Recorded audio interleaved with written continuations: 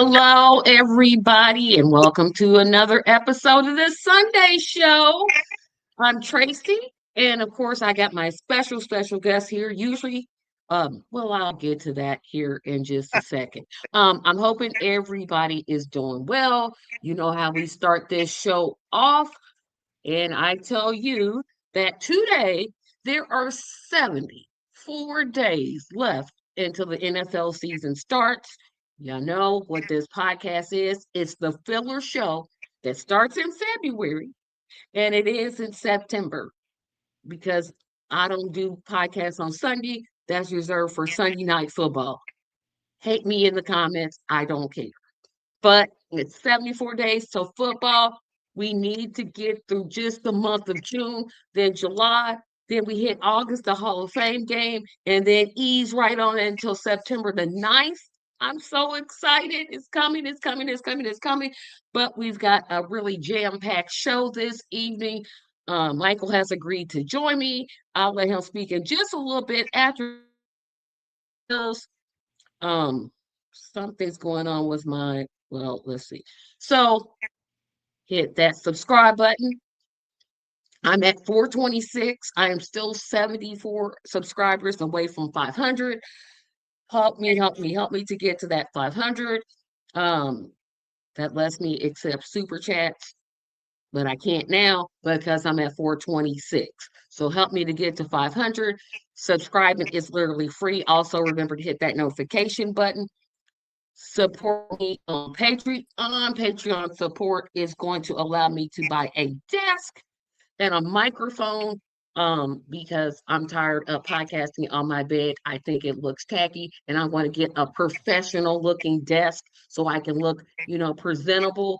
I really appreciate that.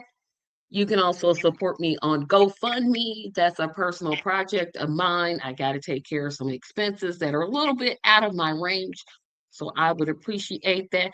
And lastly, but not most importantly, contribute to the First Baptist Church North, and I should say of Indianapolis Drama Academy. You all know that is a drama academy that I have begun that is going to empower inner city youth in terms of producing a musical. We're trying to raise $10,000. Your contribution of 5, 10, 15, 20, or if you got $10,000 you're just sitting on, we appreciate your contributions. Michael, how are you doing? I'm doing good, Tracy. I hope you're doing well. Sorry I couldn't make wardrobe and makeup before getting on here, Yeah, but no, we got to get ready, right? We yeah, got to look presentable. yeah. So, but again, thank you for having me, and looking forward to doing a good show, and I'm glad to be here, everyone. Well, we've got a jam-packed show, and I'm going to tell you now, guys, we're mostly going to talk about something. And I went to church this morning, and I feel bad for feeling the way that I feel, but basically, the Democratic Party is imploding on itself, and I am here for it. I am here for it. This whole DSA thing, it makes me so happy. I don't, because the Democratic Party is trash. They operate like trash. They treat their supporters like trash. They're trash. They're trash. And I'll kind of explain that later. We're also going to talk about protected status for Haitian Americans ending. We're going to talk about some probably one of the pettiest things that I've seen, and this is going to be in terms of the bigger topic. Um, the Republican Party is petty. I don't know if you heard, Michael, they sent, in New York, they had their primaries, and a lot of progressives won. How progressive are they? Yeah, that's debatable. But they basically defeated um, establishment Democrats, and so the Republican Party decided to send flowers to Hakeem Jeffries, and I think it's the funniest. I shouldn't be that petty, but that's super petty. And I'm a little bit like, yeah, that's just what they get. So let's get started. Michael, what topic do you want to talk about first?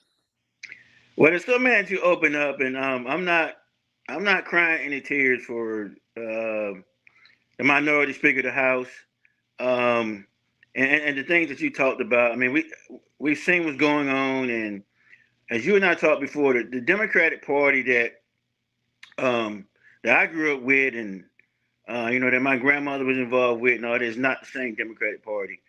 They left the workers a long time ago. And people younger than me may not believe this. There was a time when the Democratic Party was an anti-war party, um, but the things changed, and they forgot about the workers. They forgot about the marginalized people, and they started taking funds from the same place that the other party was taking. And like Butch Ware says, "Who funds you runs you." And so they became pro-war and forgot about the workers, and so I left. I'm with the Green Party, and I am the candidate for U.S. Senate out of the state of North Carolina. So I'll be running for U.S. Senate. Um, same platform. Pro workers, pro human rights, Medicare for all. Definitely 100% support that. Ecological wisdom. Um, Definitely stopping this war machine. We spend so much money going overseas.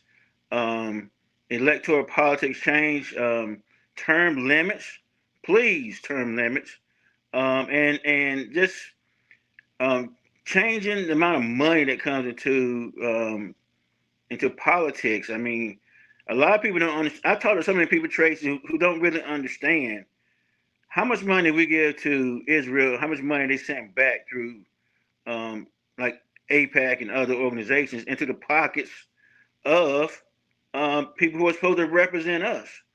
And Right. I'm surprised at people who actually follow politics, yet they don't understand that cycle. So I'm running for that. I believe everybody in North Carolina deserves the right to vote for a Green Party member, and so that's something that we've accomplished. My campaign, we have a small campaign, but we work hard and we have accomplished a lot. We will be on the ballot in November.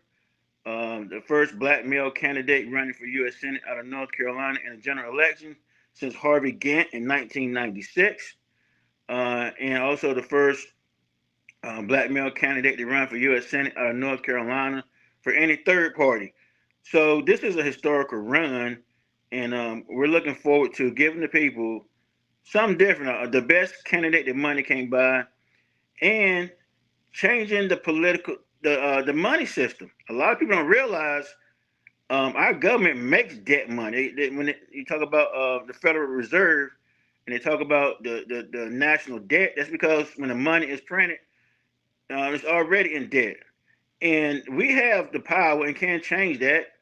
In fact, there were times in our history where we had sovereign money that didn't come out with debt, and the Green Party calls that greening the dollar. Sovereign money for public good, and it's an asset, not a debt. So these are all kind of things that we stand for. And people say, well, how come we always can fund wars? We always find money for that, but we can't find money for healthcare, infrastructure, schools, and there's a reason for that. So we want to change all that. A vote for me is a change to begin, to change the system. A lot of people want to change the star on top of the tree when the whole tree is corrupt. And we need to change. We need healing. We need to change the whole system. The system is You know, corrupt. exactly. So I'm so glad you said all of those things. And I wanted to talk about this because as a candidate, I think the all third party candidates get accused of uh this, and I will kind of explain it, and I hope I'm making sense. We're for the policy. And I've said this a million times. If Trump signs the reparations bill to give reparations to Black Americans, I don't care. If he does the right thing, I don't care who it is. I don't care if you're Democrat, Republican. I know they're not going to sign it, but I know that because they said they won't. But I don't care. And I think some people on the Democratic side are saying, oh, well, third parties are so jealous. No, we're not jealous. We wouldn't be running third party if you had just did your job.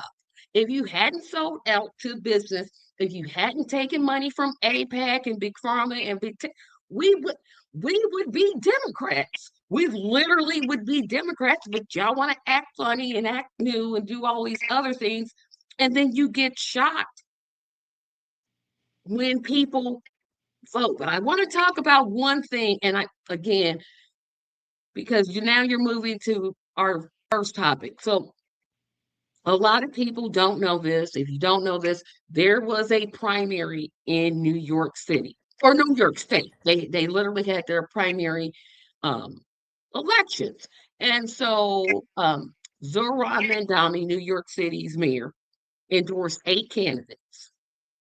Now they're running as Democratic socialists. I still question why y'all Democrats, because they not listening to y'all, but I'll get to that portion later.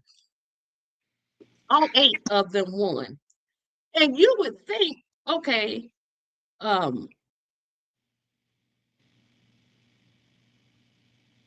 hey, these are, they're in the same party. We're gonna coalesce around. Oh no, that's not what the Democratic establishment did. You knew that this was gonna ruffle the feathers of Republicans because they're the opposing party.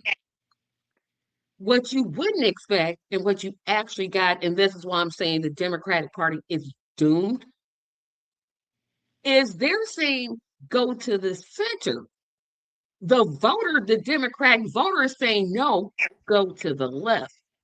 What is it that you would say to those Democratic Party members that say go left when the party is saying, no, we're not moving left? What is it that you would say to them to say, hey, you need to be joining the Green Party because we actually listen to people? Yeah, and I would say yes. And I get into these discussions quite a bit. As you said, I mean, most of us in the South or Central America who grew up black, or we were Democrats, and it would have been easy for us to stay there. Except, for me, I just could not. I couldn't stay with that. I couldn't. That slide to the right. I mean, and it just kept sliding. And as I said, um, money for bailouts of big banks. I mean, even under the Obama years, which is actually when I actually left for good, the Democratic Party. Like, hey man, you're not listening to the people yet. There's always money to bail out these big banks, these big corporations, and that's what I say to people, and they say, well, and this is what a lot of people shoot back at me at. Well, and they actually said this. Well, the Democrats they're weak opposition, but that's all we got. And I'm like, that's all we got? And it really bothers me that oftentimes it's people of faith who say that. I say, so you say you want us to stick with them just because that's the best we got, even if they're not going to stand for what we stand for? And I just can't do that, Tracy. I have Yeah, my I'm with you. moral. It makes no sense. How are you? You're a person of faith. Bible says, yes, I'm quoting the Bible because today is Sunday and I went to church, so I'm going there. Faith without works is dead. I want every black person. This is a question to Black America. Tell me something the Democratic Party has done to specifically benefit Black people, except for the Civil Rights Bill and the Voters' Rights Act. I'm gonna give you the number 0, a big old fat 0. And both of those bills were passed, and it's way before I was even born. So they can miss me with that. And when they think that attitude, I'm like, you do know there's third party. Oh, well, they just there to cause a ruckus. Good. Yeah, Somebody needs to shake them. Good. Spoil when somebody says, I know what somebody says, you're right as a spoiler. Good. Spoil corruption, spoil money in politics, spoil staying in office from the time you're 30 to the time you're 95. Spoil the whole system of whatever government it is. Yes, we need a spoiler. We absolutely need a spoiler. But I want to get to the responses because Hakeem Jeffries, he a big old joke. This man is comedy gold to me. First of all, I gotta stop moving my hands. Um, because that's what he does. But so they asked Senator Raphael Warnock what was your response to the Democratic Socialists winning? Again, why are these progressives with the Democratic Party? I don't know. Maybe they feel like they can win better and they're making that type of calculation. I want you to listen to this because this is an article. I'm not going to bring up the video.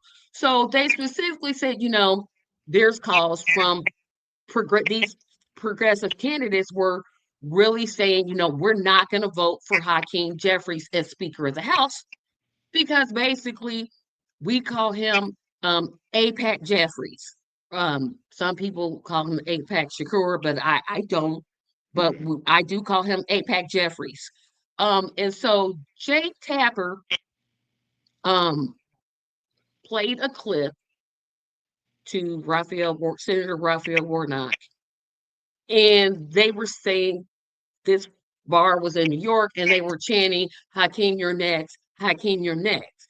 And the question that he asked Congressman Warnock, Senator Warnock was, what's your response to both Hakeem Jeffries being Speaker of the House and, this progressive movement that the Democratic Party is going through. And I want to read this quote because maybe I read this quote wrong and I don't understand it. So he says, as I've said, we have robust and rambunctious argument about the direction of the party.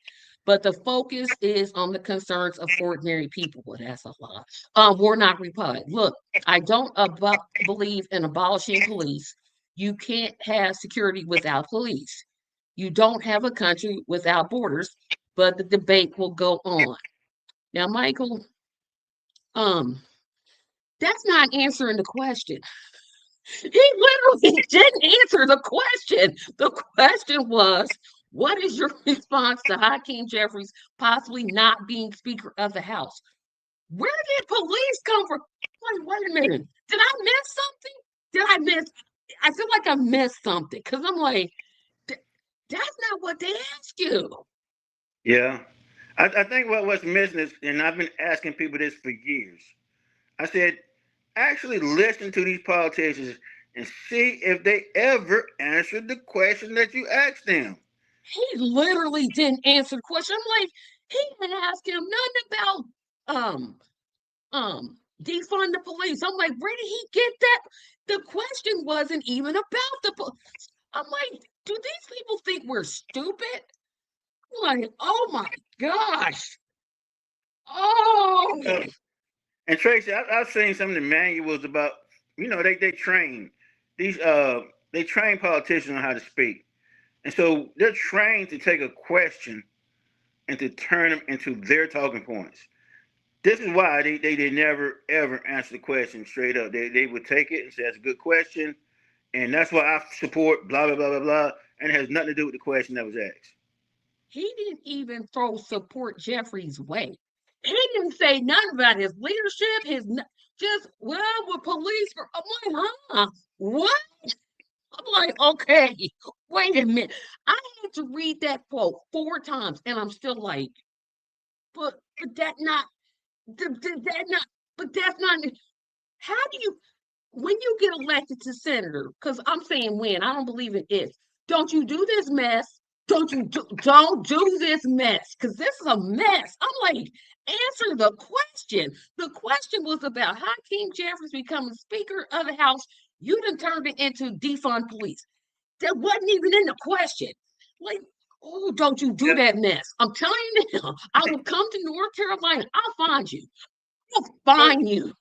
Don't do this. And I'm not. I know Warnock is from Georgia, so I mean, I don't know was he on code. I don't know, but even if he had said, you know what, I'm not gonna answer this question about Hakeem Jeffries. I mean, even if he had been honest about it, I don't want to answer that question. Yeah, just like, hey, he's in New York, and the people of New York will make the best decision. Boom, done. Right. That's what he should have went with. Like if he wanted to just say it, and then he continues. Okay, so he says, I think part of the problem with politics, quite frankly, in our country is that we've made politics about politicians, which I actually agree with. Which candidate is, Who's out, who's up, who's down, what's going to happen to this politician before November.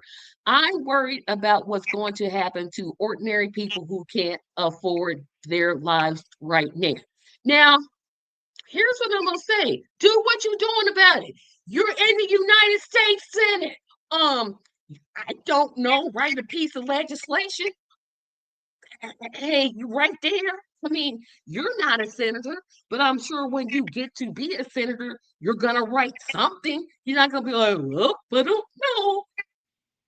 Yeah, he didn't say, yeah, that's why I have this legislation to help. He didn't say anything. He Didn't say nothing about what he was right. gonna do. I agree that the media has made politics about the politics. That portion I agree with because we have. I do it. People always do it. But okay, so how do we? And you say, okay, I'm concerned that people can't, afford their bills. Okay, you're a United States senator. Why don't you write some legislation? Because I don't know you sat there. Now, I don't live in Georgia. I got two crappy senators. I got two of the worst senators in the whole United States history, period. They both here. But they could say, well, that's why I'm introducing data. Yeah, Boom, turn the switch, the whole conversation. yeah. I mean, yeah, he could have said that's why I wrote it or I support it or something. But no, you're right. Well, you didn't even say nothing. What? Now he does say something I agree with. Warnock said both parties have not adequately responded to American concerns over the cost of living. That he is right about. But does he not know he's in one of those parties that haven't responded? Does Yeah, yeah. he not know? I'm like, dude, you in the party that hasn't responded. I don't know. Tell your part. Why am I making sense? Well, I mean, even if he, like you said, if he said, well, this is why I wrote this legislation, or this is why I support legislation from another senator like Bernie Sanders, who's come up with a bill for this, and this. But no, he did not. It's just It's yeah, because that'd have been the perfect time. It's like, hey, this is why I wrote a tax credit bill. Now, the chances of it passing in the Senate because the Democrats don't control the Senate. Okay, but make the effort. I think that's what us in the third party are upset about. It's like they don't make the effort. They do nothing, and then they get mad at people like me that says, I can't vote for y'all. I can't support you. Because they just you don't got a choice. Well, no, yes, I do. I have plenty of choices. yeah, and that's why I made a video a couple of months ago, and I don't agree with this person often, and she's not in the house anymore, Marjorie Taylor Greene. Yet I was pointing out the fact that she was able to get a vote forced in the House, and it's like, and I asked the question is, if she can do that, how come some of this other stuff wasn't forced by the Democrats and other people for all these years? All we kept hearing was they can't do it, they can't do it, they can't do it, or we'll wait till a later time. And so, and even though what she put out there got defeated, she actually got it to the floor and got a vote. She was able to force it. And I was like, well, how come other people can't do that? So when you see people who aren't making excuses and they can take action, and again, I'm not a Marjorie Taylor Greene fan, but she, you have to like when someone actually does something and you actually ask, well, how come so and so couldn't do that? How come President Obama couldn't do it when he had the Senate and the House? How come he couldn't bring the reparations bill? How come he couldn't get it in there? Or health care for all, which he said he supports. Like, but it's always like we can't do it because of this. We can't do I it because got the answer. Here's what they do. I did not mean to cut you off, but here's what they do. They've got two tactics. One, they don't want to do it. Let's just keep it a buck. They don't want to do it. right, They've been down to the vote. I criticize people saying you don't criticize Republicans. I'm black. The last time I voted for a Republican was never. I think I voted for one Republican candidate in my entire life. So I've always, up until recently, voted Democrat.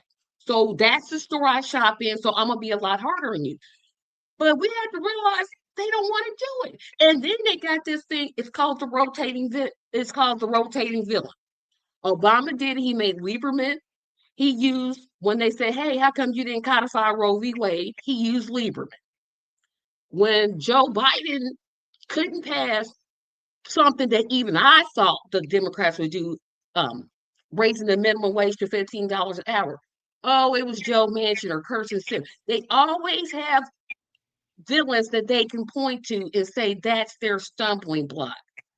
Right. You have this bully, you have this thing. It's called the bully pulpit. Now, I know some people don't think it's powerful, but I'll tell you a president who I don't think he was that great for president, but he knew how to use it. There's two of them that know how to use the bully pulpit. Lyndon Johnson knew how to use the bully pulpit. I am 100% sure that Lyndon Johnson probably dropped a bunch of N-bombs. I'm 100%, No doubt. I'm 100% certain of it. No But doubt. you know what Lyndon Johnson also did? Because he knew, oh, if I don't sign this, it's going to be heck to pay. He signed the Voters' Rights Act and he signed affirmative action. Yeah. And he used, when those people were opposed to it, he said, oh, I'm going to make you pay by doing this, this, this, and this. Trump is another person that knows how to use the bully pulpit. And you know, I'm not a person that is a fan of Trump. I'm not. But what I'll say to this is, and I wish third parties would learn this, we need to study what makes him so, like, how does he have these sicko fans? Because he knows how to talk to them. He doesn't use terms like nuclear proliferation, military industrial. He knows how to take something complicated and put it in the most simplest terms where people are like, oh, I get it. He knows how to say what you want about him because he does get people to show up to his rallies. They're not as big as they used to be, but people still show up when he talks. All we want the Democrats to do is the same thing. If you could just do the same thing, but for Medicare for all, banning assault weapons, free college, student loan debt, reparations, yeah, we would be the best Democrats y'all had. But y'all want to play games and play in our faces and do all these. Nah, I'm done. And see, that's it. And you're right about Trump. He did it just last week with the War Powers Act. He pulled in 4 or 5 senators, and they actually ended up changing their vote to not, not to order the United States to withdraw troops from Iran. He did it just last week. Um, and you're right, but Tracy, my Democrat friends, I told them a lot, and they still are not. It's like they're still missing the point. And it's like they'll still say things like, "Well, don't those Trump people know they're voting against themselves, and don't they know this?" And don't they? I'm like, they don't. They're not thinking like that, and Trump is reaching them. That's the way you think. I try to tell them that. That's the way you think, and you're still talking down to people, and you still don't get why people don't want to listen to you. And here's what I would say: y'all lost to him twice. Please shut up. You lost to this incompetent idiot twice, not once, twice. Trump won his primary not once, not twice, but 3 times. Why did he win it? Because he took on, now he didn't do what he campaigned on. Because remember what Trump actually campaigned on. No wars, America first, economic growth. Yeah. Those are populist messages. What did the Democrats campaign for? Returning things to normal. Trump bad.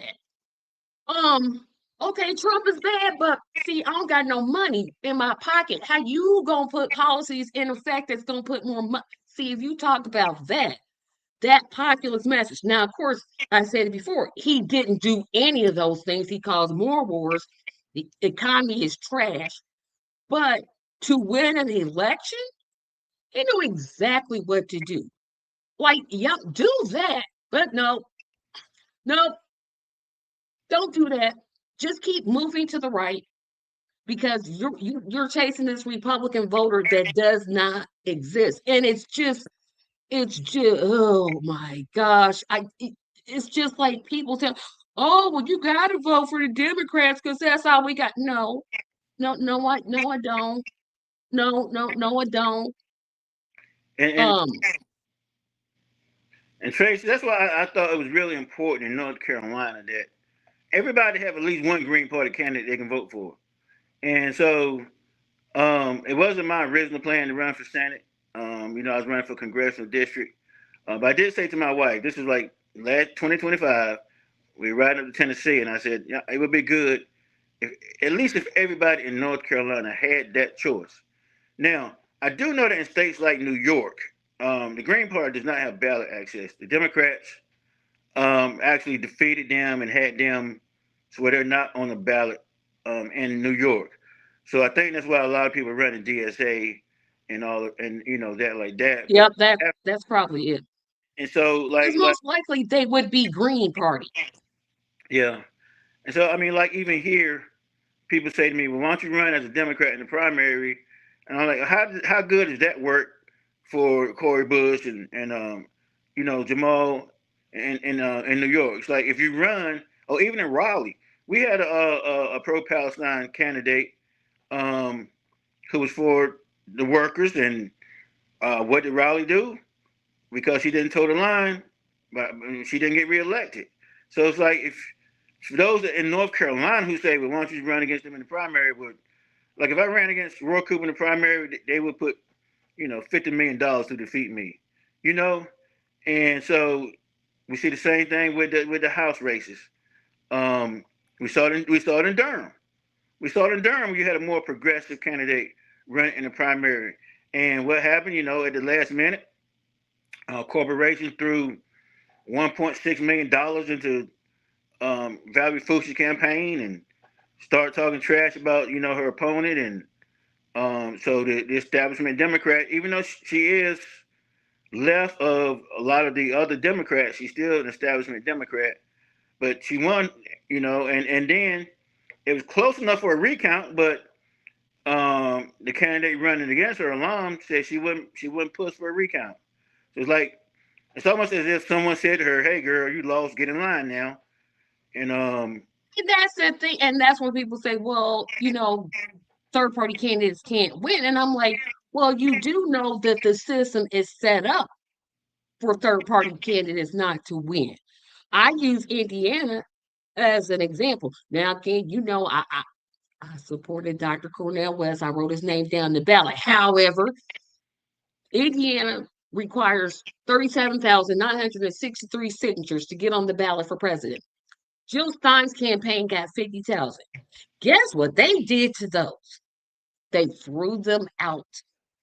yeah, And for the pettiest reasons, knowing the Green Party doesn't have money to be campaign. So it's set up that way. You got to plan for those things. But I do want to move on to the next portion of this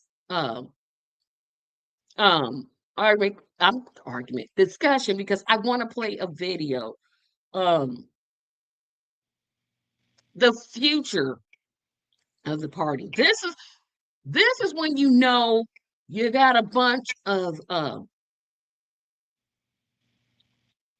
this is when you know corporatism has gone too far.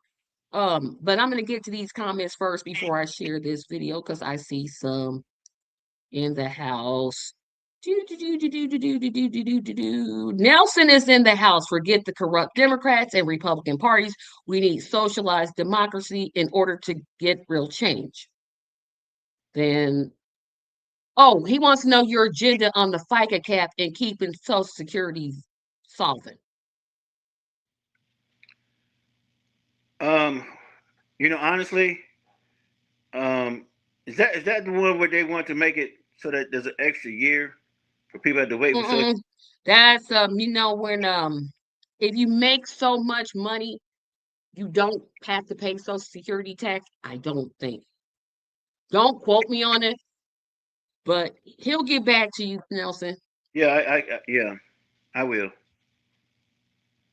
Um, Theus is checked in. He says asking the wrong questions. Democrats have a weak history of delivering results. Third parties have zero history of delivering results. Third parties have yet to prove themselves. I don't think that's so. I mean, I, if you look at the history, look at there were times when there were third parties in Congress. I know people say that it's like they have short memories or they don't know this. And then um, and then they only look at the federal level and you're not looking at state levels and the county levels and the city levels. But again, even in the federal House of Representatives, just go back. There were other third party in the U.S. House. There's independents in the Senate right now, and so that's not accurate. Now, is it difficult? It's very difficult because the system is set up to support the two-party system, but that's not an accurate statement. Yep. Oh, I love Nelson. Nelson says Democratic Party brings no change for better. Just look at Clyburn. Had that man won his primary, I'm still like, come on, South Carolina. Really, South Carolina? Really? Y'all went in there and voted for, y'all went in the booth and said, you know what I'm going to do? But they gave Clyburn when they in South Carolina. I believe Clyburn is in the only district that's majority black. So I think they saved No, one yeah, because he, for right, him. because right, yeah, he worked with Republicans to draw the maps so that he would be the only black congressperson. Yeah, and he's how old is he? Is he 80? He's he's got to be 84. He's got to be. He's got to be. Wait a minute. I'm gonna answer your question. How? Wait a minute. I know he's been How old is Jim Clyburn?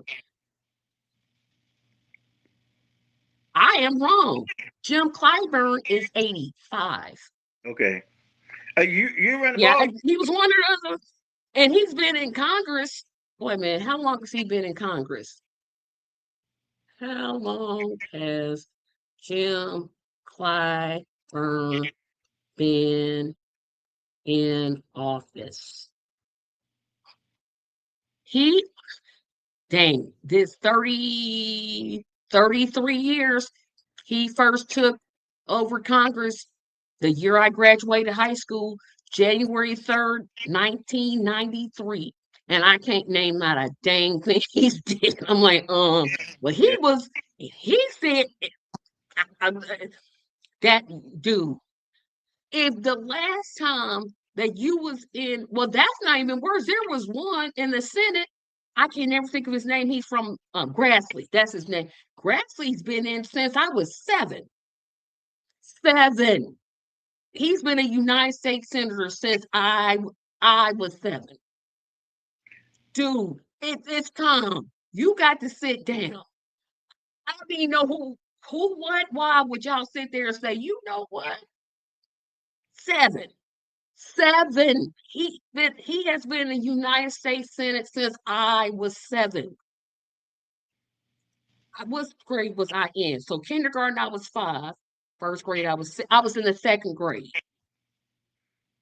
And that's why Yeah. I, it's yeah. systematic.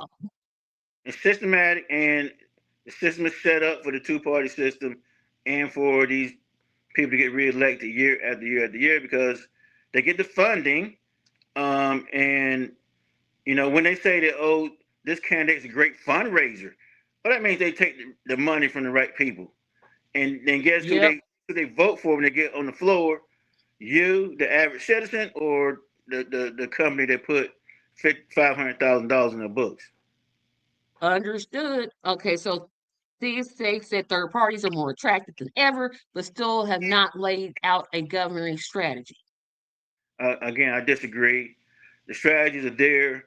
I hear these arguments quite a bit. I've been somewhere at Tracy recently, and someone says, "Oh, the Green Party just shows up during this or during that election or during the big." It's like, no, we're still here. It's just that the two parties control the media. So when we do something, or we're somewhere when we're cleaning highways or cleaning up places out of storms, and the media is not there. So it's not. It's like, oh well, the Green Party, where are y'all guys at? We're still Yep, there. you show up every 4 years. Where's Jill Stein? I know where she's not. Unlike Kamala Harris, she's not writing a book. Oh, I said what I said. Say it I again. said what? Oh, and then charging people to listen to her whine about I didn't have enough time. No, your platform was awful. How about that? Yeah. I'm like, I guarantee what she's not doing, writing a book and making money off of it. So Guarantee she's still out here talking about Palestine and getting arrested at pro-Palestine protests. yeah, so people have a different argument for third parties than they do for those main two parties. Like you said, oh, well, where's Jill Stein at? Well, where's Kamala Harris at? You know, it's like, what is she doing? Like you said, writing a book, going around charging people, but she gets credit. No one's saying what's she doing. But Jill Stein's still working, and people would say, Oh no, we can't ask that question. We're not allowed to ask where Kamala is. Why not? If it's rumored to be that she wants to be president in 2028, um, you can't, because when the Democratic Party anoints somebody to be the leader, you can't criticize them. You can't bring up the past because we got to move forward. Why are you bringing up Obama? Because he was president of the United States. And this one came up and it just popped in my head.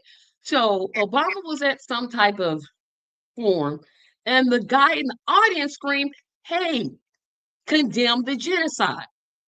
He didn't ask the guy to, he didn't, the guy was not asking Obama to pass legislation condemning the genocide because Obama's not president. He can't do that. Obama goes to the, well, I'm not president. We know you're not president. The man was asking you to condemn genocide. He wasn't asking you nothing else but that. And you want to, oh, well, he's not president anymore. It's like, and I'll move on to the next topic. Blue MAGA is worse than red MAGA. I don't care what anybody says, they are way worse because the standard is just like, it's like super low. They will excuse anything. And it's just like, well, he couldn't do anything because of Congress. What do you mean? If you have the House, the Senate, and the White House, you can't do nothing? You don't deserve it. You don't deserve it. If you can't do nothing and you have all three of the houses, boy, bye. I cannot. I cannot. I'm like, are you serious? Are you? I think they are serious. I know Steve is gonna jump on me for saying that. and they might, uh, Um, you know, and I still know people today think Obama walks on water, and it's like he's hanging oh out no. there in Seinfeld and doing stuff like this. I'm like, and Yeah, and Michelle Obama was like, "Oh, he ended the war." I was like, "Girl, Bob, what war did he end? Girl, which war is you talking about? He dropped drones on Syria, killed American citizens. What? What? Yeah, I know that's her husband, and you gotta be for your man. Because if I was married, I would want my man to be for me. But dang, dang, girl, yes, Fizz, I'm serious. Blue maggot is work. At least red maggot, they're operating on they've been deceived. Blue maggot has the information and they just ignore it. They're just like, well, we know it, and we just know we're gonna just ignore it. Yes, blue maggot is worse. I stand 10 toes down. Um, I think because they I talking. know you think I'm being ridiculous, but I will stand on it. Blue MAGA makes me sick. I'd rather put up with red MAGA. At least I know where they stand. At No, least I know they don't want me to vote. At least I know they don't want, I can deal with that. What I can't deal with is all of this. Hey, let's ask you about Hakeem Jeffries, and you turn around and start talking about defunding the police, and the question wasn't even that is what I can't do. I can't. I can't. and what did Hakeem Jeffries tell the House Democrats to do during Trump's State of the Union? He said, y'all either don't show up or just sit there quietly. And so only two or three people stood up to Trump during that whole thing. The rest of them, you look around, they sleep. And I said that's the opposition party that we have. They're just sleep at the wheel, and Hakeem Jeffries told them to do that. And so, um, again, this is what frustrated me is, and this is why I finally just gave up because They show up in our churches, they give good speeches, but when it's time to act, oh, we can't do it now because it's the Republicans' fault. We can't get this legislation across because it's the Republicans' fault. Always an excuse. And then we still venerate them and say, oh, yeah, that's the only hope we have. You know, like you said, Clyburn's been there for 33 years. Maxine Ward been there how many years? And a friend of mine asked Maxine Waters about reparations, and she started talking about the Department of Education. She never answered the question. So again, yeah. It's like, huh? You want me to vote? You want me to go in the booth and say, "Yup, don't talk about none of my interests." And the thing is, and now I'm gonna go to my next subject, is with the elections in New York and how those DSA candidates ran. Essentially, I wonder why are they, I get why they're doing it because ballot access in New York is ridiculous. Cuomo signed that legislation to make it harder for third parties to get on the ballot. Oh, and then turned around and ran as an independent when he couldn't win his own primary. Ha ha, irony. But those policies that they're talking about, food deserts, child care, de-arming Israel, that's what people want to hear. And that's why they won. Housing You costs. would think the party would be like, you know what? This is what our voters are saying. So maybe we need to do that. No, Democrats. Well, no, because they're getting money from the same source. So, like They you said, they talk about housing, talking about transportation, and bringing all the prices down. And if those Democrats, those establishment Democrats, are getting money from the corporations that own the housing, that's driving up the rents, then they can't support people with rent caps and things like that. They can't. right. And here's what I wanted. Okay. I want to read this because I just have to read this. Um I'm trying to news. I want to get this. Um because I think this is a warning to both Hakeem Jeffries and Chuck Schumer. People in New York, and I don't know everybody in New York, but the people who I know that live in New York are saying they want these to um out. I don't think that Schumer is coming up in 2020. Oh no, they both are. They both are up for reelection in 2028 Oh yeah, because Jeffries just won his, so he'll be up again in 2028 because Congress is 2 years and Senate is 6. So he'll be up in 2028. And what this article is saying is how Mangami is getting criticized for two things, which I'm like, okay, so we don't do this. One side is criticizing him. You know, you got the Donnie Deutsches saying that he's anti-Semitic because how dare he stick up for the Gazans? I mean, then you got that section. You got the corporate Democrats. Then you got the Republicans. But this man's approval ratings are through the roof. And that is because he's proving something that people, mayors can do things. See, politicians can do things. Now, I think everybody with DSA should just leave the Democratic Party because they ain't listening to y'all. But he's doing things, opening up government owned grocery stores, child care, um, rent, freezing the rent, building affordable housing. I'm like, wow, he's showing people who want to say, you know, leftist, because I'm gonna say he's not hard left like we are, but he's not right either. He's not center. He's not a centrist Democrat. He's definitely not Republican. But he's proving that you can actually do things. You can do stuff. Yeah, and then and I think that's why a lot of them are like really upset with him. You know, you got so many Democrats now, establishment Democrats, saying they won't work with these new Democrats, these DSA Democrats. They've signed an agreement, and they won't work with them. So they're already saying that they won't work with them, and so it's really amazing because the Democrats in some states, I don't know how it is in every state, but I know they fought against the Green Party in New York and North Carolina and everywhere else that I know about, Arizona, places like that.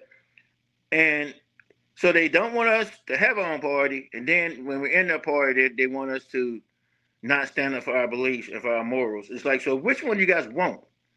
Which one do you want? They want us to sit down, shut up, and do whatever they say. That's what they want.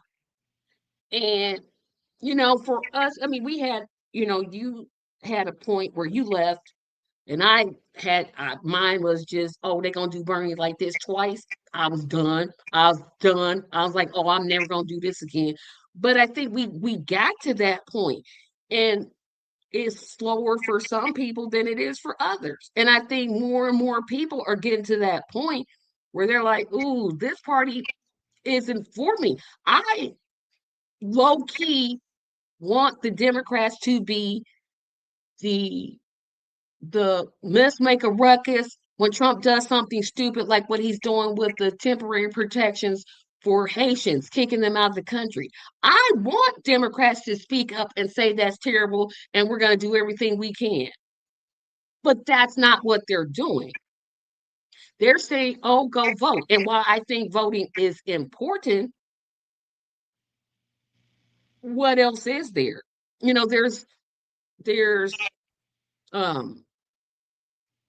lots of things that can be done, but your office, you're spending more time fundraising than you are in office. I think, and I'll tell this story here. I do want to play this video because we're talking about Trump is going to the Supreme Court, which I call Trump's court, voted 6-3 to end TPS, or I know that PS stands for not party status. I forget what TPS stands for. Wait a minute, I'm gonna get it. Yeah, what does TPS? What's that stand for? So, protected status. what does that stand for?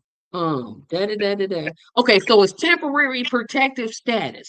So there's a status that was passed, I think, in the 90s that gave protection status to certain citizens. In this case, it was the Haitians and the Syrians. And I'll play it and we'll go from there. And because it's like 2 minutes, but I'm not gonna play all of it. Share the screen. It was passed in the 90s, Tracy, but it wasn't applied to the Haitians or the Syrians until the 2000s. I know, but there was something passed like in the 90s. It started in the 90s. Right. Okay, so here is the video. Why I cannot do this, I don't know. Supreme Court ruling. Many now turning to Congress for help. Littleton's Byron Tollison, live in Little Haiti tonight with new reaction. Byron. Well, it was a very emotional group of people talking about this issue, telling Congress it's time to step in and do something to help these families. Community leaders, immigration advocates, and Haitian families coming together in Little Haiti, right outside a notable Haitian monument, in light of the Supreme Court's decision clearing the way for thousands of Haitian immigrants to potentially be deported. This woman, who came from Haiti to the U.S. in 2005, among the many devastated. It is a matter of life or death. This fight is not over. The nation's highest court ruling in favor of the Trump administration, allowing temporary protected status, or TPS, to be taken away from some 350,000 Haitians. That goes into effect July 1st. Advocates have argued that Haiti remains much too dangerous with widespread violence. The U.S. State Department is still maintaining a do not travel advisory for the country. This is really a sad day. This is a day that did not have to be. Miami-Dade County Mayor Daniela Levine Cava among those urging Congress to step in and help. They are our working men and women. They are our business owners. They create jobs. They are fueling our basic industries. One business owner arguing that the impact will be widespread. A lot of business owners, they come to me. Their employees are mostly immigrants, right, with TPS. So if they don't have immigrants working in their job, over 90% of their workforce will no longer be there. On Fox News, a Department of Homeland Security official saying that TPS should have been eliminated long ago. The T in TPS stands for temporary, yet many of these designations go back decades. We have designations from 1998 for Hurricane Mitch that we're still trying to get rid of. So basically, tell me you're a piece of racist garbage without telling me you're a piece of racist garbage. This, and I want everybody to know this. This Trump is petty, because what I don't think most people know is Trump, and this goes into my larger point. So Trump was going to sign a bipartisan bill that was from the Republicans and the Democrats to help Americans obtain housing.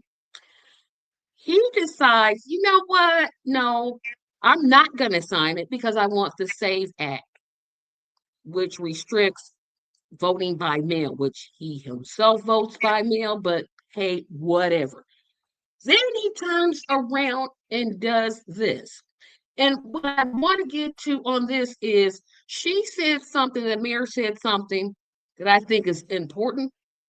Congress has the ability to pass laws that would extend the temporary protection. They could extend it. Do I think they're going to do it? No, I don't. I don't think they'll do it in November when January, because they would take over in January. I don't think they do this in January. I see them using this as an excuse to get people to vote. And that's the sad thing, that 350,000 Haitians are going to be deported because some orange-faced fool decided, you know what, we just want this to be a white country, and that's what we want. Yeah, they'll play political games with other people suffering and not actually come up with a solution. Not like us, where we support permanent protection for them, and because it's not temporary, and we don't want it subject to political whims. I mean, it's a pathway, but another reason why they won't do it is because they know that the other side will now say, "Oh, all y'all want is open borders," blah blah blah blah blah. They'll come with that again. So, instead of just making a stand for these people, because out of fear they won't do it, and so that's why they'll talk about it, make a speech, talk about how terrible it is, but won't move at all to change the situation. And that's the sad part. They have the ability to pass laws.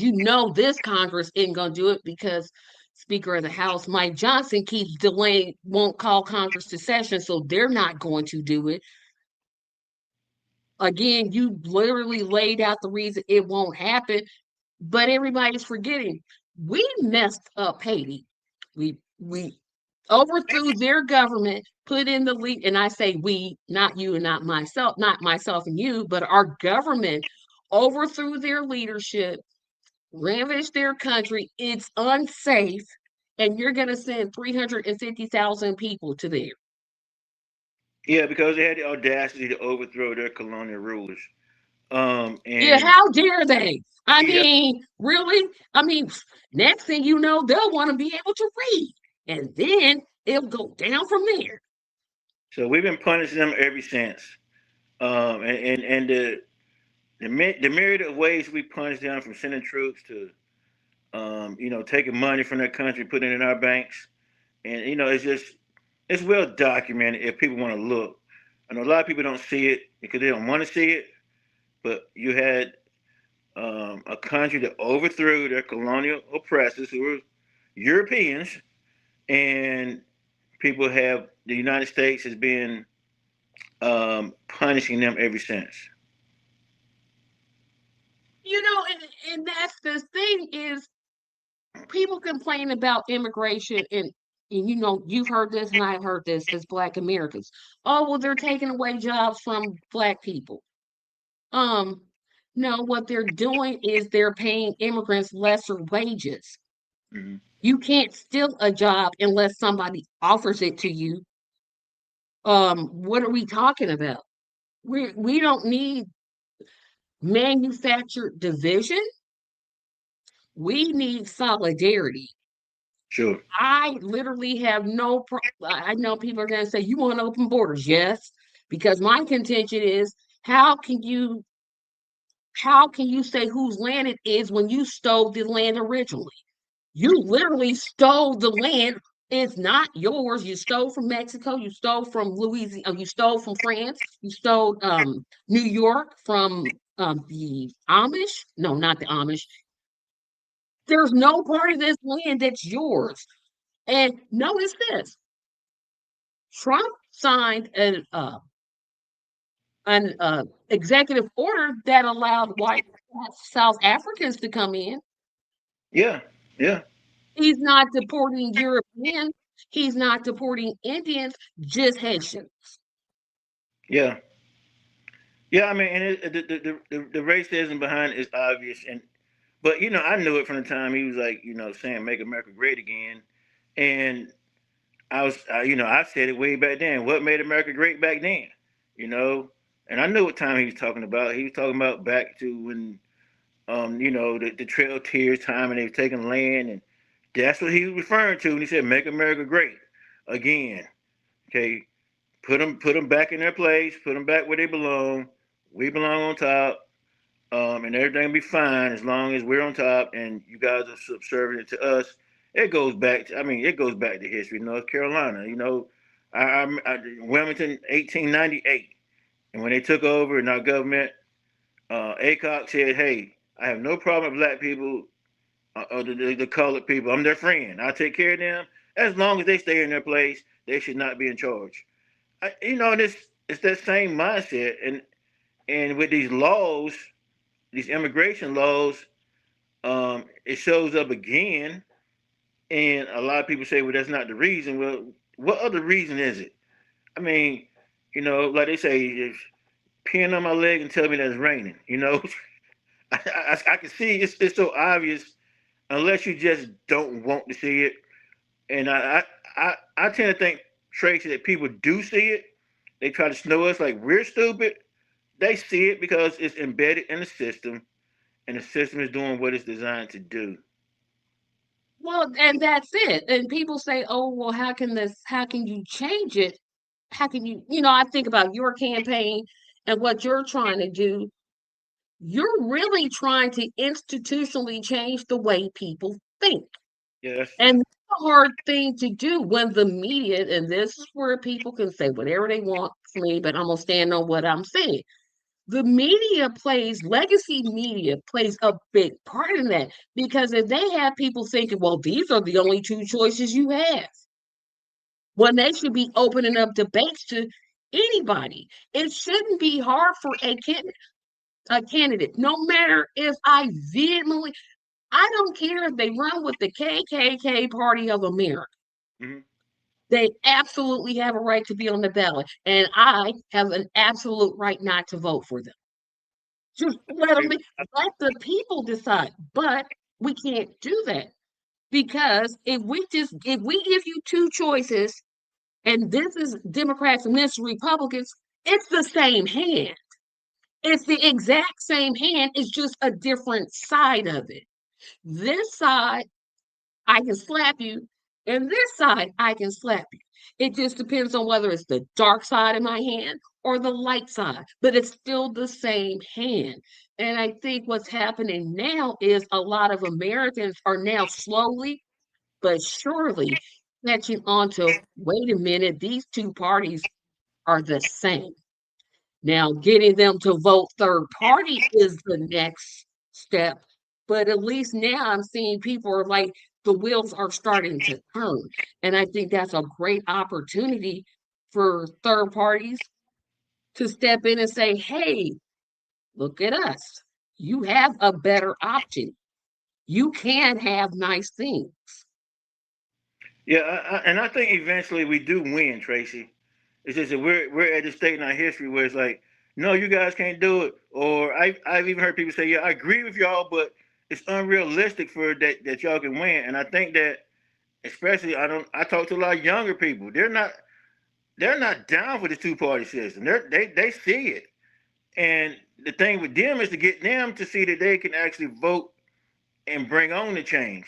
A lot of them are so they've given up and saying we don't want to participate at all. The whole thing is corrupt.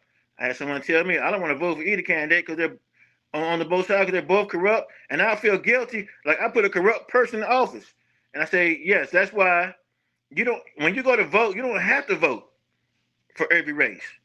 I told someone recently if I went to vote last cycle in 2024, and I only had a choice between Kamala Harris and Donald Trump, I would have left that.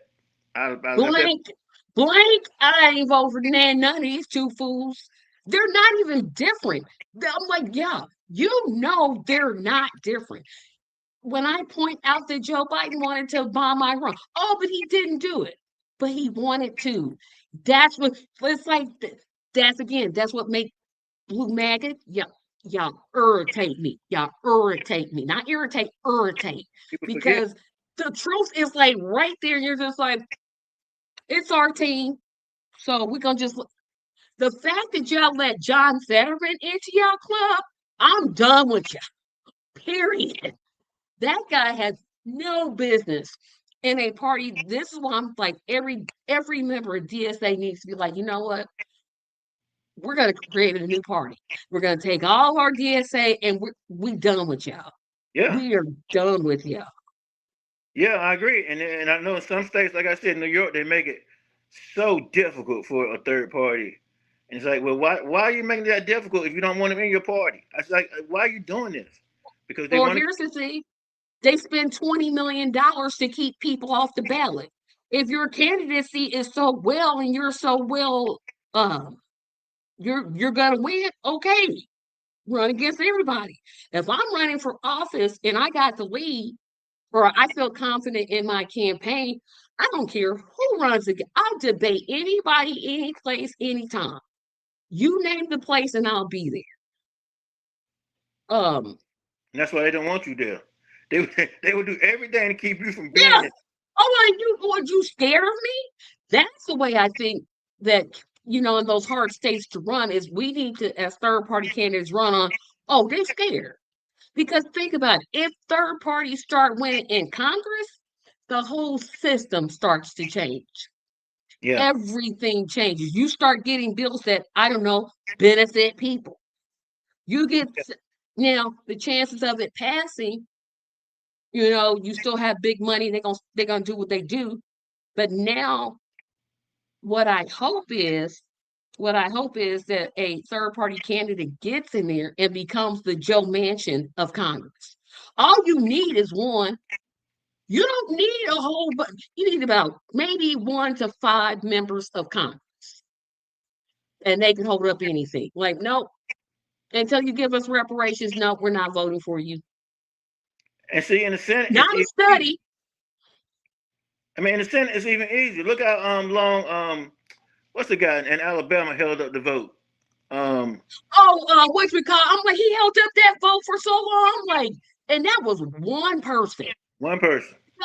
And Joe Manchin, he was an expert at holding up that vote. He would hold it up and be like, hey, I'm just gonna hold it up because I can. And I'm like, y'all but they wanted it to be. Like I said, it's the rotating villain. And they play the same game. The same game, and it's not played well, right? Nelson says I wrote in Cornell West, even though he didn't win. I'm proud to. I am too. I tell people that like you vote for sure would, and if I could do it a million times, I do it a million times more. I'm glad about the vote that I cast it because you know what? I think it was D.L. Hughley said, "Well, what does genocide have to do with me?" And I'm like, You do realize if they do that to Gazans, they're gonna turn around and do it to you, right? You do know this, right? This is, but I heard that argument over and well, that's them over there. International politics plays a role into what we're doing here, y'all. I don't know. Y'all just not making that connection. And like once I started understanding international politics, national politics started making more sense. I'm like, oh, now I get it. I mean, the Malcolm X, the Black Panthers, all of them are on the side of the Palestinians. Jimmy Carter. I mean, and when people say, "What's it got to do with us?" I mean, okay, so go in your church and sing the song, Jesus love all the little children, red, yellow, black, and white, and then say, "Oh, what's genocide got to do with us?" How does that even add up?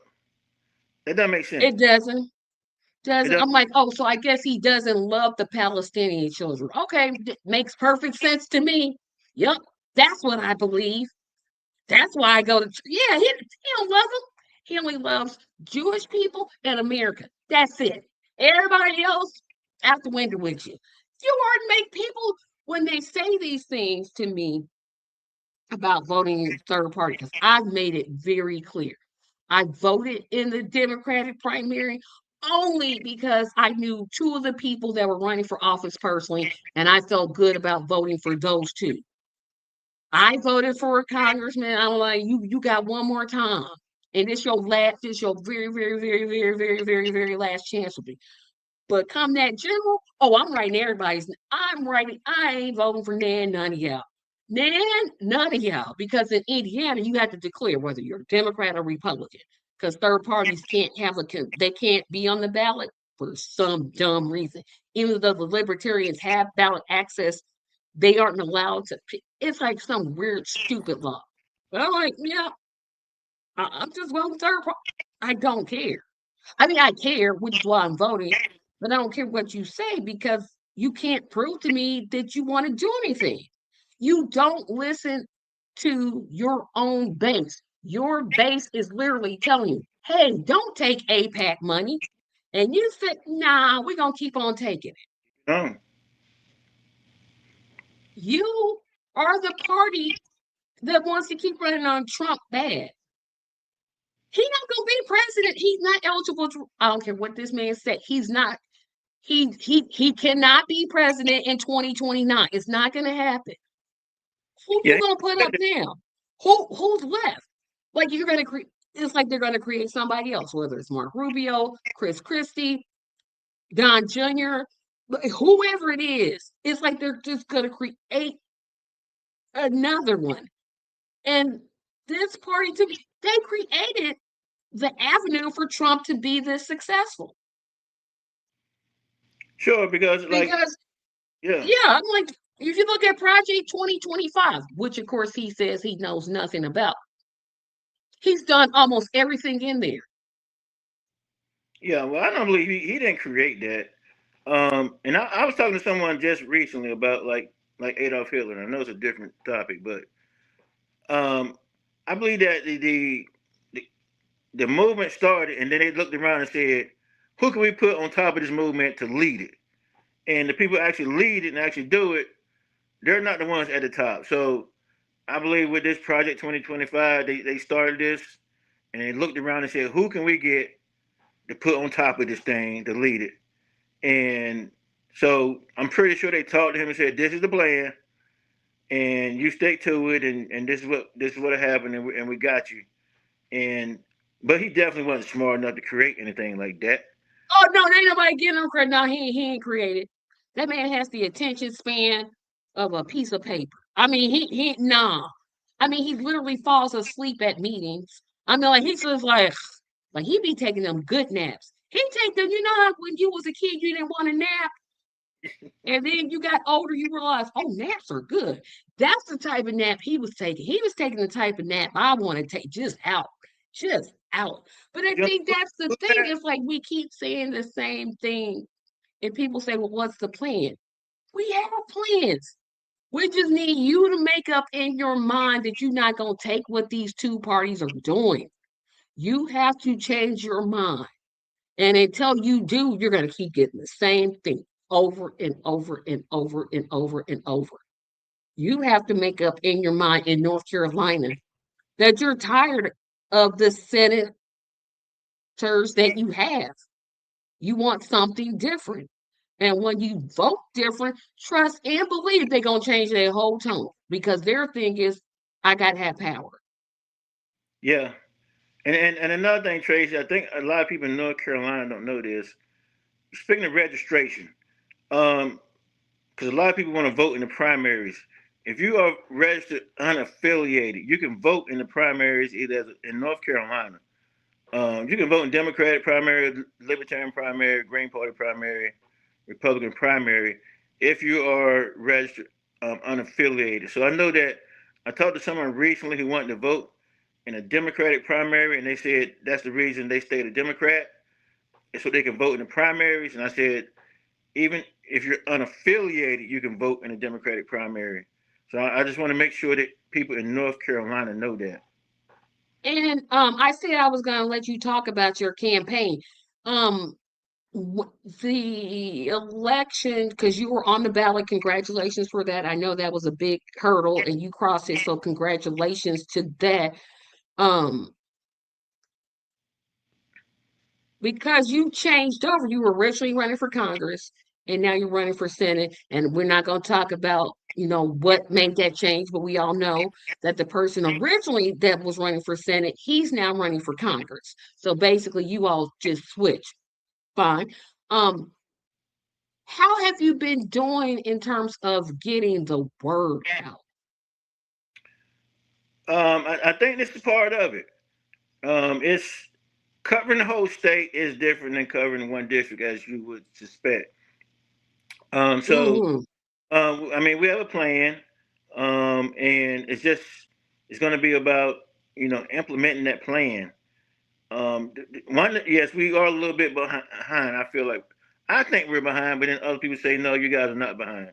I think I always feel behind, and I don't know if that's from 25 years of being a public school teacher, where you just never get everything done. But we have a plan, and we're going to spread the word. We're going to think about billboards as it gets closer to election. Um, October 15th is when early voting starts here. So spread more words on commercials on YouTube and other places like that, and maybe even some regular billboards as well. Um, but we're definitely working on getting the word out through legacy media. We are pushing the fact that this is a historic campaign, the first black male to run for Senate from in the general election from North Carolina since '96. That's 30 years, guys. And so that's a help. And so we are getting the word out through social media right now, but we do have a plan to pick that up as we get closer to, especially closer to October. So yeah, Dublin for Now, Congress. yeah, now what you saying, well, he running for Senate. He ain't got all that money to be changing his website, but if you go to it, I guarantee it will say U.S. Senate because I just went to it. That's why I posted it. I think And Dublin here's my now too. go ahead. I think Dublin for Senate does work now. It would take them to the same site. Okay, because this is what happened when I push your name up. But when you get to this site or the other site, hit that donation button. Please. Because I'm so sick and tired of these. Now, here's where I'm gonna fuss at the third party. If I hear one of y'all more suckers up here talking about we have to have power over the dollars, people power, and not shut up. It takes money to run a campaign. It took money to put that website up. It takes money for Michael to put in his gas tank so he can travel to different places. Stop being stupid. He don't take money from APAC and J Street and Big Pharma and Big Tech. If you want to win something, I'm sure he would appreciate your $5 to $10. I'm Yeah. definitely sure about it Even because it 50. makes no sense. We need people power. You do need people power. Yeah. But guess what? You got to feed them people when they go out and campaign for you. Yes. You got to put gas in their car. Yes. Michael's talking about doing billboard ads. Them not free. They Not are not free. Nobody's doing anything for free. Would I love publicly financed elections? Absolutely would, but we're not there yet. And so until we get there, go right there and make that donation. I know you didn't ask me to do that, but I'm just like I'm fed up with this power of people. Shut up. Shut up. Give the $5 and shut up. I know that's not, I'm not gonna say shut up, but I'm gonna say suck it up, buttercup. It takes money to run campaigns. It Yes, just does. yes. $5, $10, 26 or 26, even 50. And then like you said before, if you got 2,000, but I know that everyone's out struggling, paycheck to paycheck. Hey, I'm still struggling, but I'm pressing on, and as I said, Tracy, we're gonna win. We're gonna win. Eventually, the tide is turning, and people are starting to understand we need a change, and they starting to understand it's systematic, not just changing one person at the top. And here's another thing I want to say. The Green Party, and I don't know why people think this, because we only think about president and federal offices. The Green Party holds offices locally. I'm gonna say that one more time just for the people out there. The Green Party holds offices locally. They're having success in holding those offices. In California, although don't start me on how Butch Ware did dirty. They did Butch Ware dirty. 30. That was just trifling, dirty, wrong. But they have two other candidates that actually made the ballot. Two candidates. Butch didn't make it, which he should have literally been on the ballot. But again, but they have two candidates that are on the ballot. They actually had people that are holding office.